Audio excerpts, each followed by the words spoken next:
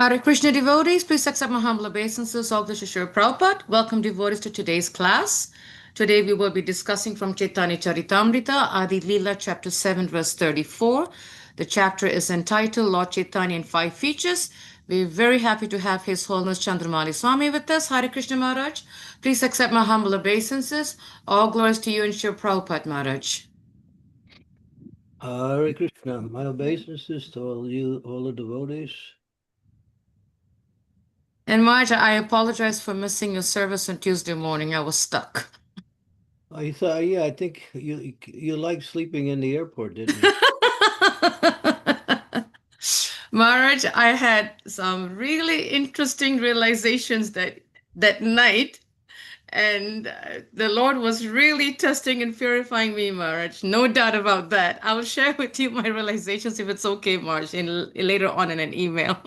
Yeah. When I heard about it, we were feeling a little distressed, but I knew you were a fighter, so you could get through it.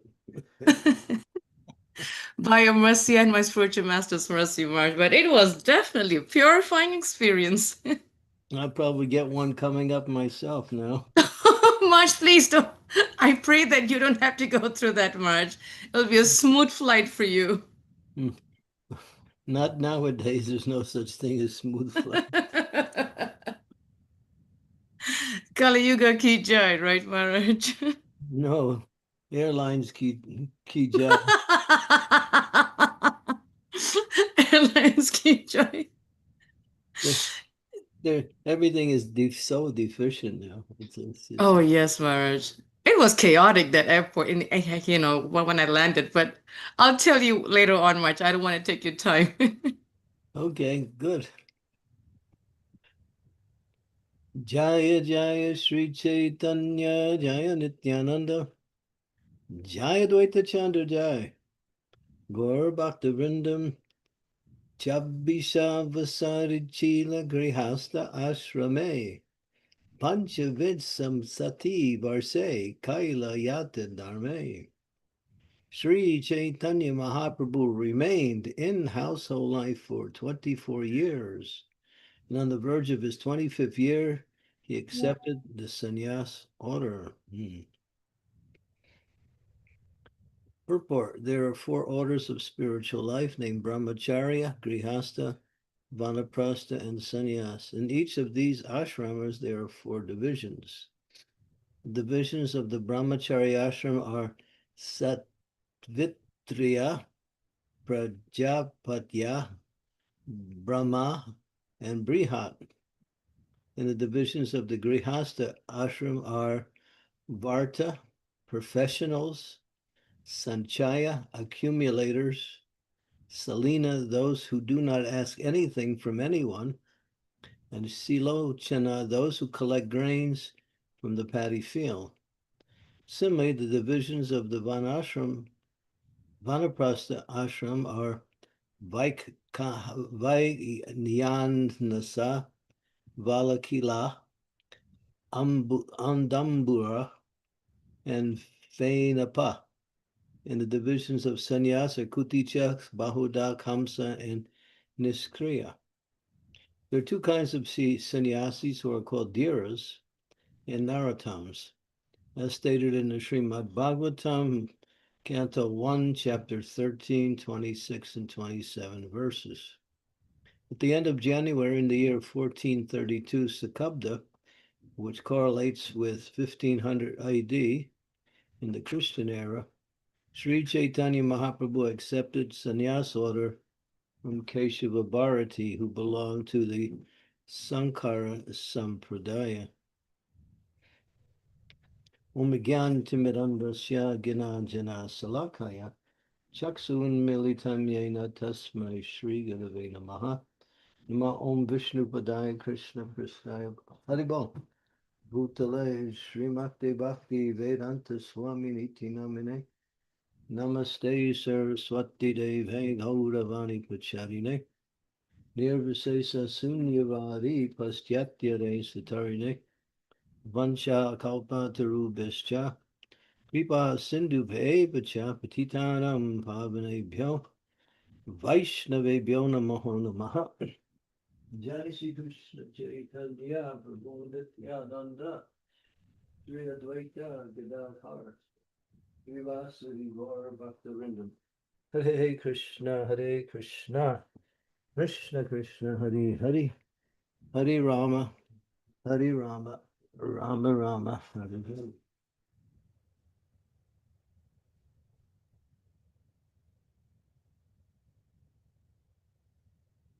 So ashram means place of spiritual cultivation. It's the particular way, according to these four categories of life.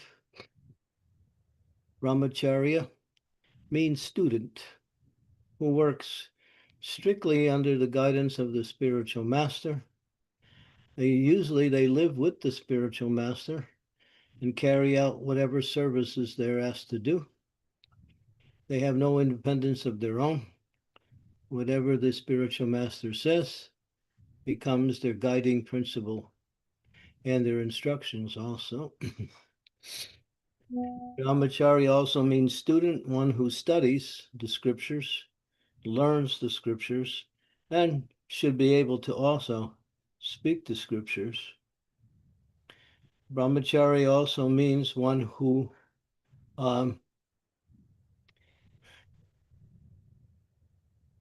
practices this ashram for a period of time, and after, usually according to the Vedic standard, after 25 years in brahmachari ashram, they can decide whether they want to continue in that ashram or move out of that ashram and accept the gṛhastha-āśrame. So here it mentions that there are four kinds. It doesn't give you definitions like it does in the other ashrams, but these are the four kinds: Savitriya, Prajapatya, Brahma, and Brihat. So you see, it's not just one way. It doesn't mean anyone who is single is a brahmachari. If a brahmachari lives outside and doesn't work under the direct guidance of the spiritual master, or doesn't live in the temple, he is not brahmachari, even though he's not married. Prabhupada would call it bhavachari, or sometimes brahmastra. Explosion. So this is not brahmacharya. Brahmacharya means to work, to live in the temple, in an ashram, with others who are also of the same category and serve the spiritual master today. That's the more modern day version of brahmacharya. Because the spiritual master is very mobile nowadays, we don't find that there are brahmacharis who are directly under the guidance of their spiritual master, but they should always be very much aware and take every opportunity to contact their spiritual master so they can continue to get the proper understanding on how to execute devotional service, which is always changing due to circumstances. And that's brahmachari. Brahmacharya means no independence. Prabhupada describes it, the brahmachari will not eat unless the spiritual master says, now you can take prasadam. And if he doesn't say anything, then that brahmachari will fast that particular meal. So people ask Prabhupada about that. And just like Prabhupada's not always around, so how are they going to ask? So Prabhupada said, my instruction is take prasad. So that's very liberal. And then you have the gṛhasthas. Here there's 4 kinds of gṛhasthas. Those are professionals. Those are accumulators. Those who do not ask anything from anyone. And those who simply depend on Krishna, and they collect whatever they need from the paddy fields, the grains they need, and then they cook it, and then they have whatever they need to eat that way. Of course, this is the Vedic standard. Nowadays, gṛhasthas live in big houses with big cars and computers and big jobs. No time for Krishna. Modern day gṛhasthas. Anyway, so gṛhastha means one who doesn't think that whatever they have is theirs. Janasamoham yamahamameti. They see my family members are simply parts and parcels of Krishna. They're servants of Krishna. So I serve them as if I was serving Krishna. In other words, they are spirit souls. Krishna has given them to me in this arrangement called family life, but still they belong to Krishna. So we serve within that ashram, knowing that each one is spirit soul, and one should serve accordingly, according to their roles. The mother plays her role, the father plays his role. The children are supposed to play their role, but they never do. Anyway, that's another thing. So yeah, so this is gṛhastha-āśrame. And gṛhasthas are meant to give in charity. Each of the ashrams, brahmachari means a student to study the scriptures. Gṛhastha's main thing is to give in charity, because otherwise they start thinking in terms of janasamoham yam mahamameti. This is my house, this is my wife, this is mine. When that pollutes the whole consciousness. So nothing belongs to anyone, everything is being given to us. So to use in order to perform our devotional service, and also whatever we need to live in this world. Getting away from the I and mind idea means to learn how to give in charity. That's one of the main things. Gṛhasthas also have to worship the deity. That's also one of the fundamental rules. Prabhupada says if gṛhasthas do not worship the deity, they're falling down in Krishna consciousness is guaranteed. That's a statement from Bhagavatam. So yeah, so if sometimes gṛhasthas keep deities at their home, Gaur-Nitai, Jagannath, like that. Or if they don't have deities at their home, they should every day go to the temple and worship the deity there, at least for an hour or so, because they must worship the deity daily. Because gṛhasthas have to interact with the external energy directly, and so it is important that they get what we say, an opportunity to bring their consciousness back after that type of activity throughout the day. So usually in the evening, they should go to the temple or do some kind of devotional activity towards their home deities. That's required. Prabhupada was asked one time by one devotee. He was on a morning walk. The devotee asked Prabhupada, what is the main duty of the gṛhastha-āśrame? Prabhupada stopped and he spoke directly to this young man. He says, your main duty before you eat, you go outside and you call very loudly, are there any hungry people out there? And if no one comes, then you can take your food. But if someone comes, you must also feed them. So the boy thought it was, Prabhupada didn't understand. So he asked again, Prabhupada again stopped the morning walk and asked the same thing, answered the same way.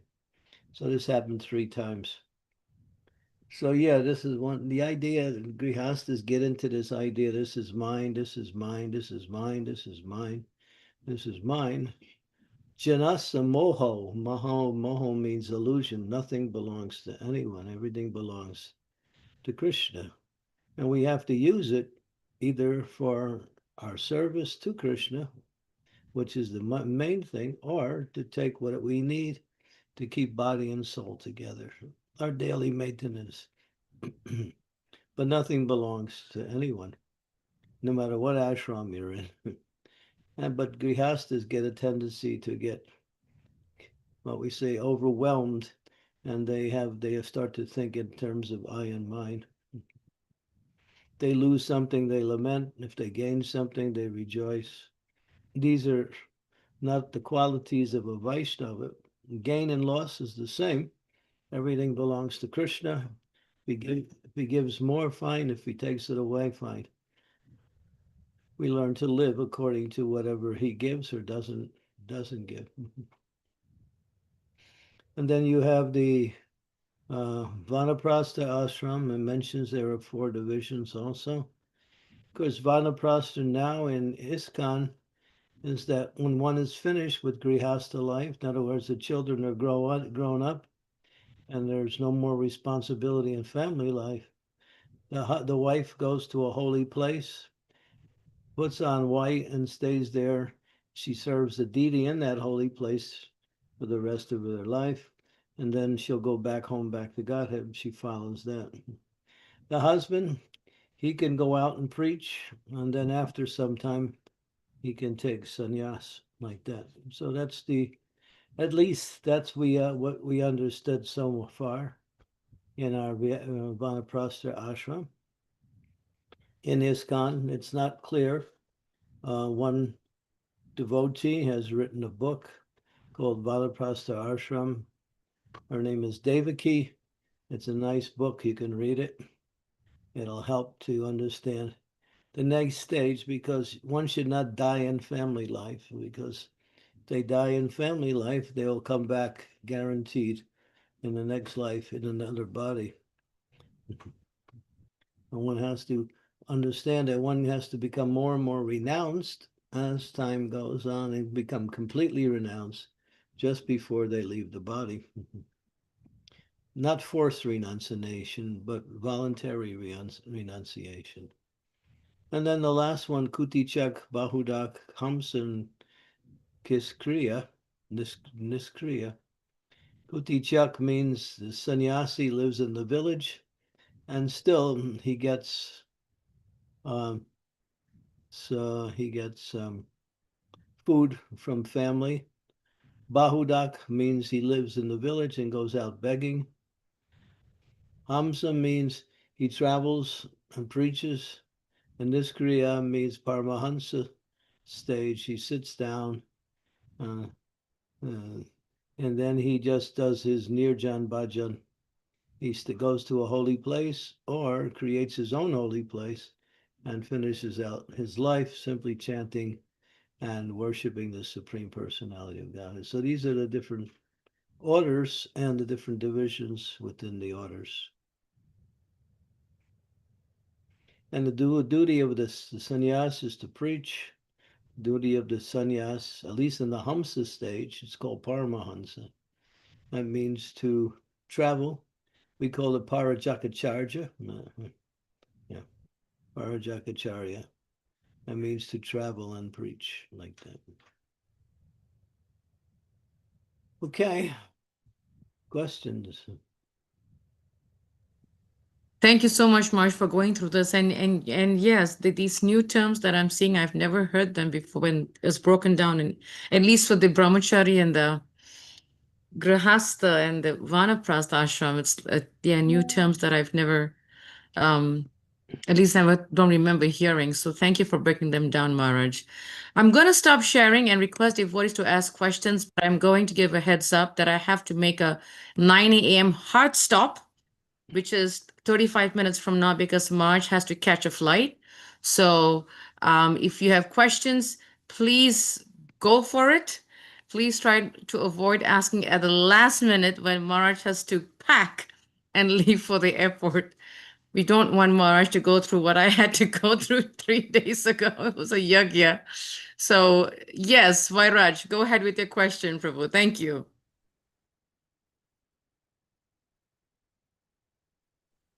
Hare Krishna Maharajji. Thank you for describing all these ashrams. I have a question about the gṛhastha-āśrame. What is the recommended way when it comes to passing on inheritance for the next generation? Often, I know you talked about serving Krishna through the relationships, and whatever we have belongs to Krishna. When it comes to inheritance, is there guidance on how much and how we should pass it on to the next generation? Hare Krishna. Well, you give it to the temple.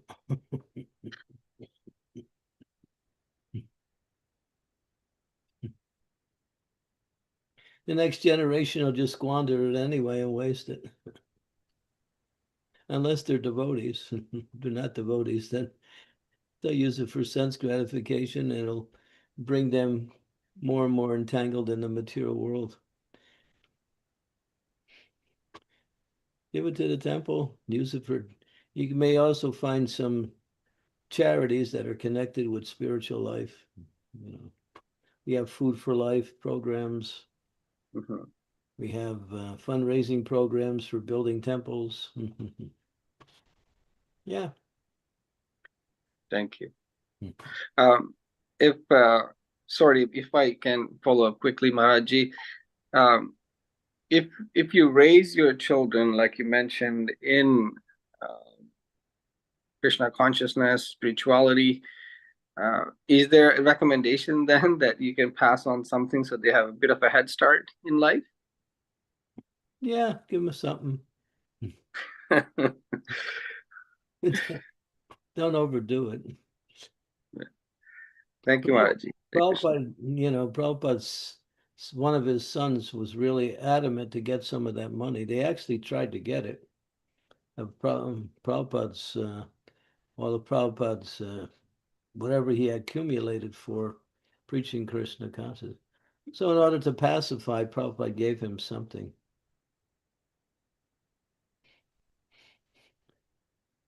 Thank you, Maharaj. Thank you, Maharaj. Prabhupada was really smart. He knew that they would try to get it, so he put it. He didn't keep it in his name. He kept it in ISKCON's name. Thank you, Maharaj. Śrī Devi, you're up next. What's the time? Thank you, Anasuya. Dear Guru Maharaj, please accept my humble obeisances. All glories to Srila Prabhupada, all glories to you. Guru Maharaj, as we progress through the stages of life, and we understand that we are now preparing for the final stage, isn't it that we have to, all of us, move towards more and more renunciation? Not that only the sannyasis have to do it. Anyone who wants to actually leave the material world and go back to Krishna will have to eventually reach that state of consciousness which is sannyas. Isn't it?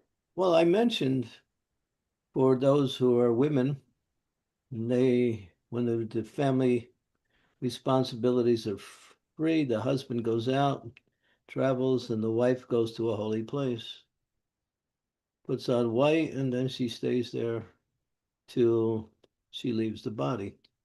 You can go to Vrindavan, Mayapur, some holy place, or she can stay around the temple and just serve the temple full time. Serve the deity there.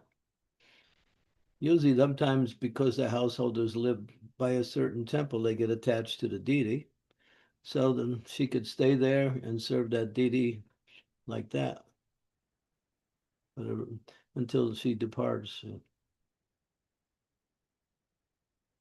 Wearing white in India, for a woman, traditionally, makes her very vulnerable, because then the men just know that this woman is alone and she's like considered a widow.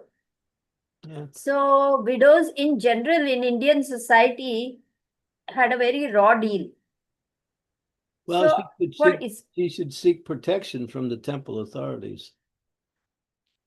Yeah, the women who have no husband anymore, it's usually their grown-up sons that's supposed to give them protection. But if that's not available, it's the temple president and temple authorities. And that's been mentioned. I'm not just creating this idea. If she's dedicating her life to serve the temple must give her protection.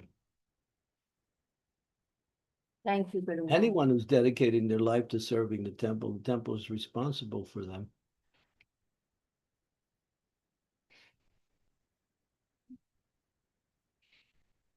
Hope that helps, Sri Devi. Thank you. Yes, Daria, you had definitely. Thank you so much. Thank you. Daria, you had a question. Go ahead. Yes, thank you very much. Hare Krishna, my humble obeisances. All goes to Srila Prabhupada, all goes to you, Guru Maharaj. Thank you very much for a very nice lecture. Actually, I had the same point as Sri Devi, because you were mentioning that we should not die in family life, because then we will come back. But I heard that depending on which varna you're in, then you can, depending on that, you can take different ashram. Could you maybe clarify if everybody can take, for example, varnaprastha or sannyāsa? Yeah, it's mentioned like that the varna for Brahmins and Kshatriyas are generally the Brahmins and the Kshatriyas, their ashram is usually either sannyāsa or they can also be gṛhasthas too. But generally it's sannyāsa or brahmachari. Just like we have this one person who rules in India, and his name is Rishi. He's a sannyasi, but he's what is he? He has an area, right? He rules, Rishi. You know Rishi, right? Everybody knows him.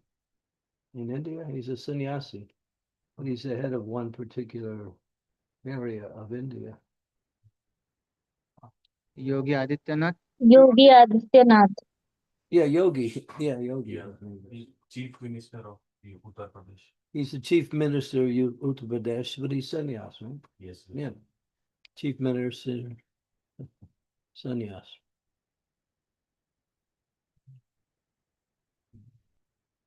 So for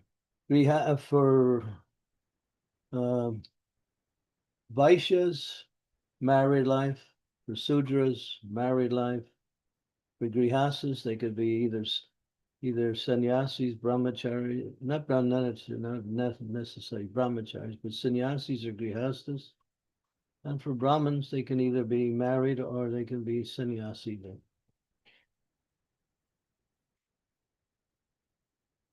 Okay. Hope that helped, Daria. Yes, thank you very much. Thank you. Krishna Kaviraj, I think you had your hand up. You have a question, Prabhu? I was going to ask a question. Thank Please you. do. Guru Maharaj, please accept my humble obeisances. All glories to Srila Prabhupada, all glories to you, Guru Maharaj. Guru Maharaj, how does a devotee know when it's the right time for vanaprastha? Just ask me and I'll tell you. Okay, I'll ask you later, Maharaj. Okay, very good. But that's a really nice question, Krishna Kaviraj Prabhu. Very nice question. Like we have a few illustrious devotees here. One of them has a question based on what I just said. Yes, Maharaj, please. Yes. Mandakini, no, you're not Mandakini. No? Anjali. Oh, that's your sister. Oh, okay. You said when Little louder. you told that when men take sannyas, then they travel in peace. That is also one option. In our scriptures, is it recommended that women can also travel in? Women? Yes. She's asking whether the women can travel and preach. What do you think, Sri Devi? It's not. Let's do it together. It's not recommended because people will take advantage of that. Wrong kind of people will take advantage of that. It's a little dangerous, I would say. Mm-hmm. Women want to preach, they should stay in one area and preach. They can also preach.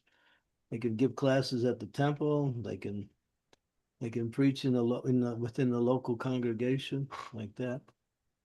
That's fine. Traveling is very difficult. Just the idea of travel. Very difficult. It's difficult for men. It's even more difficult for women. When Sri Devi used to travel, she was always complaining about her health. Right? Yeah. But I didn't complain about anything else because it was a blast. Yeah, you could do the same thing without traveling. It'd actually be more effective also. Yes, Guru Maharaj. Absolutely true. Okay. Silpash. Hare Krishna Guru Maharaj, please accept my humble obeisances. All glories to Srila Prabhupada. Just following on from Sri Devi's earlier question, Sri Devi Mataji's earlier question, what if a temple doesn't provide the protection to somebody who's been serving for like decades? And They should. That's their responsibility. Yeah, but it seems that a lot of devotees, as they get older, they're sort of, especially grihasthas, they're left to their own. Well, they choose to be like that. But for those who have no, what we say, protection or no arrangement, then they can work under the guidance of the temple. That's the way Prabhupada says the temple should provide everything, and those who serve should be able to give everything in terms of service. It's a nice arrangement. But these ladies don't live outside. They live within the compound of the temple or in the temple itself. We have to give protection and also allow them to have whatever they need to live. If they have to go out and maintain themselves, how are they going to practice this vanaprastha? They're back in their gṛhastha-āśrame in a very, what we say, limited way. There doesn't seem, I mean, there isn't that many ladies ashrams in ISKCON, and there's a lot of young ladies now. They don't want to get married and they want to serve, and Can't use ISKCON as the ideal. We still have to work to create the ideal. Yeah, and it's not up to the ideal situation yet. Ladies can go to Vrindavan and stay there, and if they have some money that they have from grihastha life, then they can take that and live off that. They should plan like that. Have some finances, so go to a holy place, and so somewhat maintain yourself by whatever finances you were able to save. Grihasthas are supposed to save. 25% of their income must go to savings. That's the ideal division. 50% to the temple, 25% for personal needs, 25% for savings. I think we will follow a different ratio to that today. Yeah. Yeah. That's why we're not happy. Yeah, I mine and mine.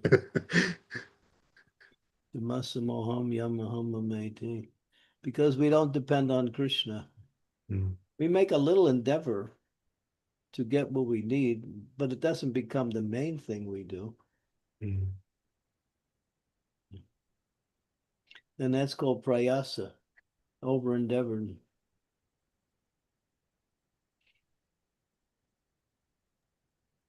Hope that helps, Sulpesh Prabhu. Yes, thank you very much. Thank you for clarifying. Very nice question. Thank you. It's really hard to give a perfect answer to that because things are not ideal within the society. Yeah. And then the whole idea of Western society, which is a new phenomena for Vaishnava culture. We're still learning how to live in Western society and practice Vaishnava activities, Vaishnava culture. Thank you. So I just go ahead, Sulpesh. Slight follow-up. Some of the early sannyasis in ISKCON, some went back to gṛhastha life. So does that work, or I know what the Shastras kind of say, that you can't go out of sannyas, but I know some of those early devotees did go back to gṛhastha life. The Shastras, Prabhupada didn't follow the Shastras for that. When it says that if sannyasi falls down, he should commit suicide. But Prabhupada, and somebody said, if that happened in our society, we wouldn't have anybody left. So Prabhupada said, I'm not Chaitanya Mahāprabhu. My program is if someone falls down from sannyas, let them come back, engage in devotional service. They can become a nice gṛhastha. And that's happened with many of gṛhastha life, and now they're in good standings like that. So that was Prabhupada's special arrangement, knowing that the Western society, he knew that sannyas would be practically impossible for the Westerners. He knew. But he did it anyway because he wanted to spread the movement and he needed preachers to do it. But he said, if you chant your rounds every day, very carefully and sincerely, then you can remain strong in your Krishna consciousness.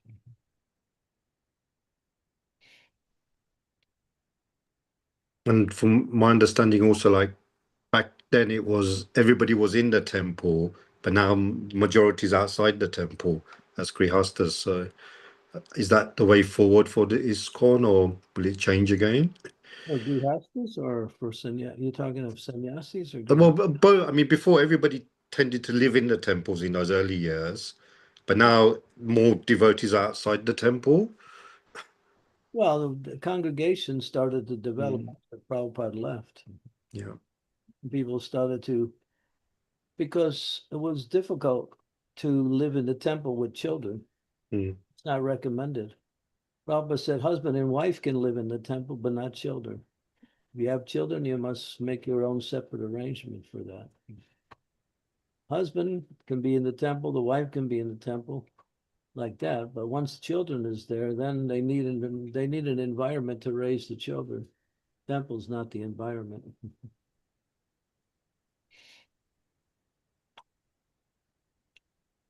When children came, it became a requirement to arrange your own, place of living.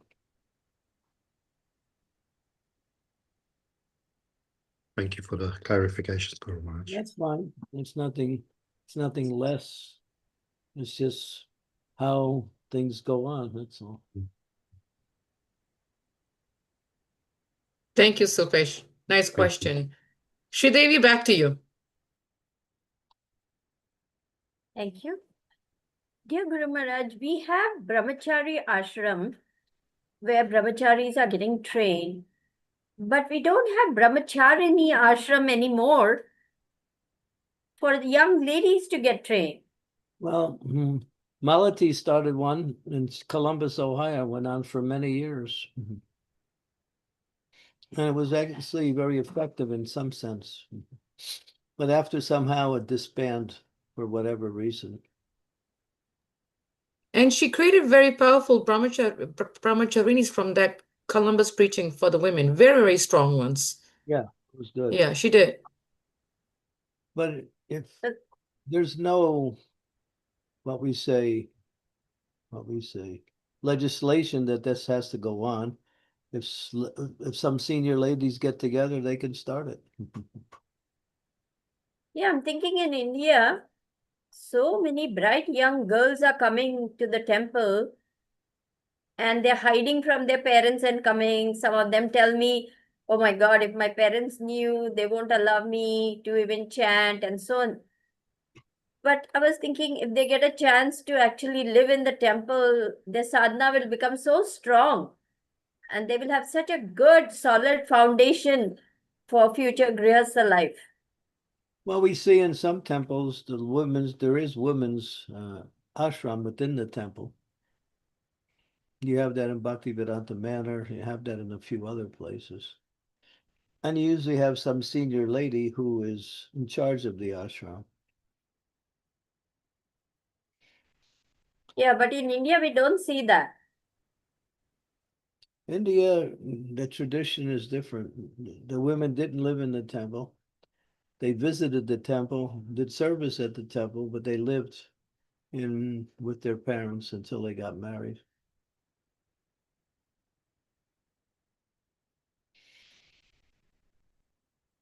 Yes, Thank you. Guru, that's true.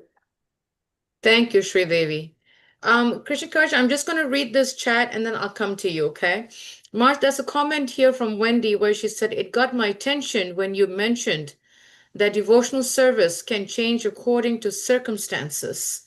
For example, my aunt and her husband approached me about an idea I shared in our family group regarding Krishna consciousness. They questioned me about why I stopped eating meat following the regulated principles. And my aunt said that religion has supported meat consumption since ancient times. When you mentioned that things can be understood according to circumstances, I understood more clearly that perhaps those principles were connected to previous ages and may not be adjusted due to the present age of Kali Yuga. It depends what country you're from. India, not only did people who performed devotional service not eat meat, nobody ate meat. Even the common people, they wouldn't eat meat because they knew it was killing a living entity, and also they were satisfied with whatever they had. They didn't need meat, nor they were attracted to it. Practically, the whole subcontinent in India was practically free from that. And then gradually, as time went on, things changed.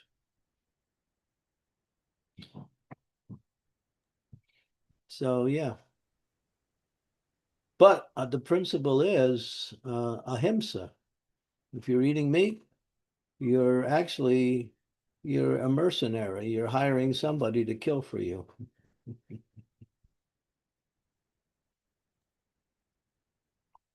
That was a nice comment to Wendy's realization. Thank you. Very nice. Thank all you. living entities are parts and parcels of Krishna. And one who practices devotional life, the main principle is kindness to all living entities. That's the main quality of a Vaishnava, kindness to all living entities. So killing is not kindness, obviously. There was ritualistic killing, and that was, the what is it called? Sacrifices the animal, but that was done only to rejuvenate the animal.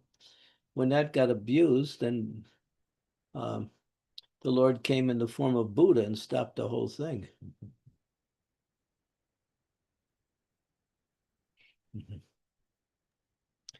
Thank you, Maharaj. Krishna Kaviraj, you're next.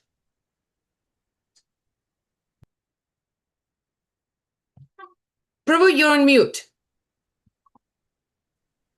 Sorry. Haribo. Very much. There's a lot of discussion on training, and I wanted to ask, what training is there for potential or future vanaprasthas who are still only learning how to be a devotee? Right now, there's not much. You might be able to find something somewhere. But I would suggest you read that book called Vanaprastha. That's the best. Yes, Guru Maharaj. It's by Devaki. It's quite voluminous. I mean, there's a lot of information there. Right, I will do. Thank you, Guru Maharaj. Yeah, unfortunately, it's something that it's not been given any attention in our society. Thank you, Krishna Kaviraj. Any questions from big devotees? We got about 5 minutes or so. You can shoot your questions if you want. You know, you have a little bit time, so I'm watching it. Amritanam, go ahead. Hare Krishna, Guru Maharaj. My humble obeisances, all glories to Srila Prabhupada. Guru Maharaj, an observation in today's youth, I see that many of them lack the ability to have vision. And maybe that is the one reason is because they don't have experience of life. That is one reason. But as I've read scriptures and I'm reading it, I also noticed that if in their first quarter of life, in their brahmachari life, if they have practiced proper rules and regulations and practiced the celibacy and whatever rules are there, they could develop that thing, but the proper training is lacking here also. Yeah, everything is based on training. Yeah, for sure. Everything is based on. Now we're setting up training programs for people to enter gṛhastha life, how to train in order to practice gṛhastha life, training for brahmacharis, training for sannyasis. These things are developing or have developed for a while. Training has to be there. Learning. Prabhupada wanted the Varnashram College to train devotees in different services also. In Mayapur, they have a program for teaching people how to worship the deity, how to cook. There's educational programs also in Mayapur and also in Vrindavan. So, yeah. Yes, Guru Maharaj. I do observe in this area that children for leadership, if they want to handle a project or something, they're lacking the training of having leadership, and for that you need vision. Again, to from brahmachari ashram, if you want to shift to gṛhastha-āśrame, you need training how to shift. Yeah. And there are many areas like that where when you're going to a different transition area, you need trainings in that zone, but that is really lacking somewhere. There is training in leadership, and there's also books on leadership too in ISKCON. A lot of things devotees just don't know because they don't know what goes on in our society. If you want something, you do a little research, you'll find it. A lot of things are happening. A lot of things are happening.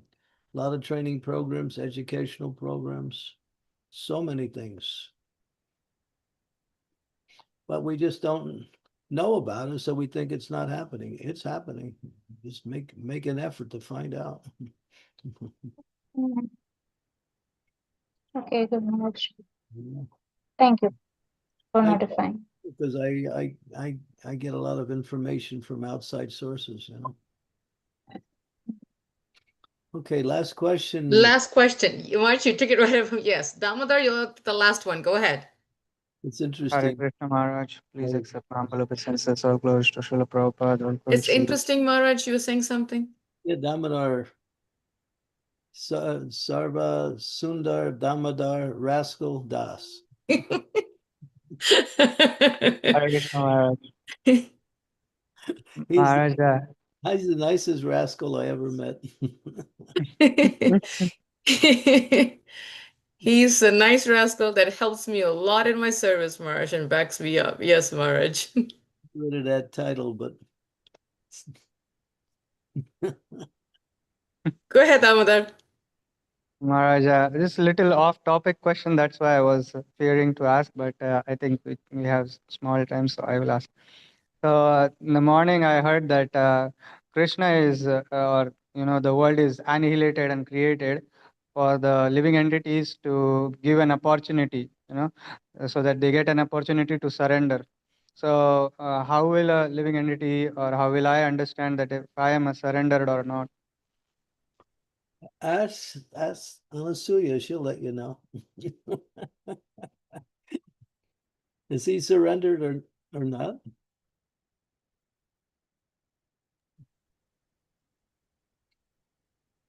Maharaj, are you asking me or him that question, Maharaj? I think he's asking you, Damodar. Asking you whether he's surrendered. Damodar, oh, he surrendered. Maharaj, he is trying to surrender and he's doing a good job. Sometimes the mind tends to be the Tinavarta, but at the end he does said, okay, Draupadi, just use me as your instrument. And then he just says, I just got to beat up this mind and just do what I'm supposed to do. And then he does really well, Maharaj. Yeah, he's sincere. He does really well. Yes. Yes, he comes to me and Parikshit, and Parikshit more because they spend a bit more time together when they have to do this and that service, and they talk and talk and talk, and then he says, okay, Prabhu. And then he surrenders.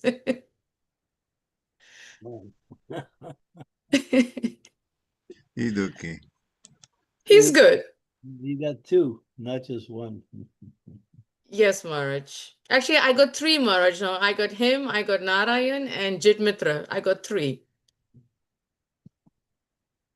Oh, you got three. Oh, that's another thing. Now I have three, Maharaj, but they're all doing good. The good thing is they listen. It can be hard, but they know that we're doing it because we want them to be, we love them, we care for them, we care for their spiritual life, and we want them to be exemplary disciples for their spiritual masters. So we push them. And I always tell them, what Prabhupada told my Gurudev, I'm pushing you, you push others. So that's how I feel. If we're not getting pushed, then we're actually being deprived. Spiritual master is supposed to push, but not push to break, but push. Yes. Yes, Maharaj. Maharaj, there's 2 more minutes. Damodar, are you happy with that, or do you want to continue with your question, Beta? He's that's I know that smile on his face. I know this guy way too well. I'm good, Mataji. Yeah, right. I'll check in with you later on. Okay. Yeah, he's good. He's good. Maharaj, you have 1 minute and there's one question. Shall I toss it and have Dear Krishna write to you? Let's quit. Let's stop here because that's what I thought. Okay, so we'll stop there, Krishna. If you want to write to Maharaj, I can give you his email address. I think I'm sure you have it too. But yes, thank you. Yes, Mataji. Yeah, no worries. Hare Krishna. Thank you. Thank you all so much for joining, and thank you, Maharaj, for helping us to tread on these 4 ashrams and figure out where we are in our life so we can renounce our attachments and go back to Godhead and surrender to our spiritual master. And we thank all the devotees for joining us. Vanchakaptibhyascha, Kripasundabhyevacha, Patitanam Pavanebhyo, Vaishnavebhyo Namo Namaha, Śrīla Prabhupada ki. Jai. Candramauli Swami ki jai. Jai. Maharaj just left, so he's on a roll. He's flown. He's flying to Toronto. Yep. Haribol. Thank you, Mataji. Hare Krishna. Hare Thank you, Krishna. Ansuya. Haribol. Thank you, devotees.